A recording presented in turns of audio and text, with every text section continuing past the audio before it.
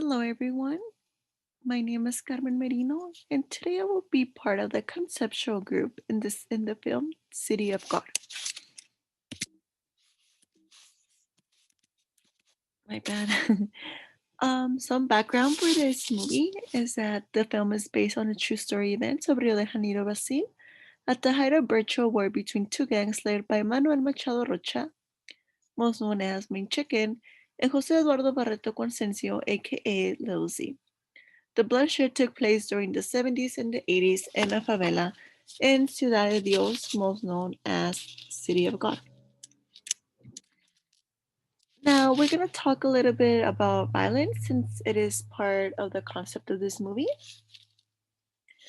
Now, the violence was in between two gangs, which were led by Main Chicken, Manuel Machado Rocha, and Jose Eduardo Barreto, aka Little Z. The growth of this organized crime in Ciudad de Dios, suburb of Rio de Janeiro, between the end of the 60s and the beginning of the 80s.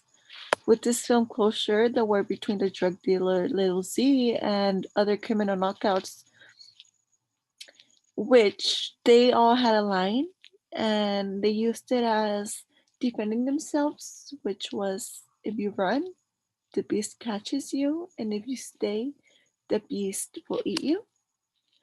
Now, there was a part of the film where it obviously got my attention, and it was when Little C made a little boy choose the life of between two other little boys and made him shoot one little boy.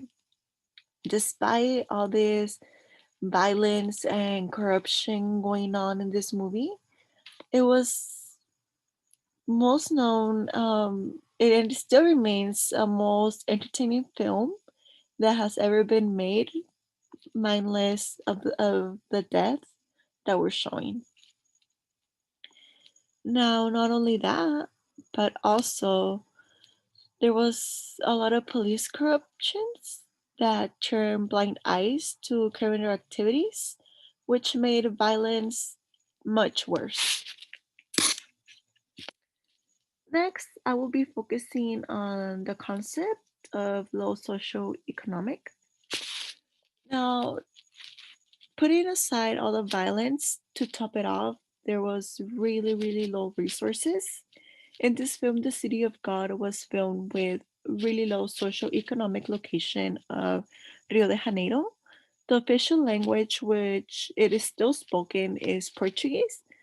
And the roads are not only not too safe, but the houses are cookie cutters type of structures, which are built closely together. The families who form or who live here are most likely poor working class, which in that movie shows us more like fishermen or small business owners. The picture I will show in the next slide is an example of the housing of where these young men live. Now, not only that, but also the film is a mode of travel for the boys. They didn't only live in really low resources, but they were also mostly always walking. By the time they hardly had bicycles because there was no, you can say, money to buy them, and there were only a few cars, but none were driven by the cast except in one scene when the boy stole a car to get away after robbing a guest in a motel. See how the houses were built. As you can see, they were one against another, against another, against another, and this is what made violence grow more, and also the low resources. Now, to bring this back to reality, this film also shows us the poverty of low resources, of no jobs, of low in food usage, and no transportation. Well, the only food that was shown in this film was chicken. I believe I saw someone eat chicken one time in the film. However, the characters ordered chicken throughout the film. In the beginning and again at the end of the film, these little boys are seen chasing a chicken, which they were going to kill, clean, and cook alongside with vegetables. Now, it shows us the concept of life and how others suffer from not having these all these special resources. And to top it all off, also with violence and really low social economic. But despite all that, we can maybe look at the bright side, which was the weather, the sun, and the high skies as a landscape beneath, which was perfect for young people in the film since they are likely to frequent the beach. The boys hung out in various places, so I do not believe they had any place they went to for fun.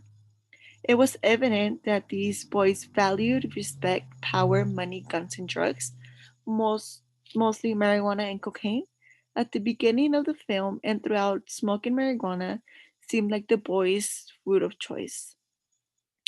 You can see them smoking, but you can rarely see anyone eat food.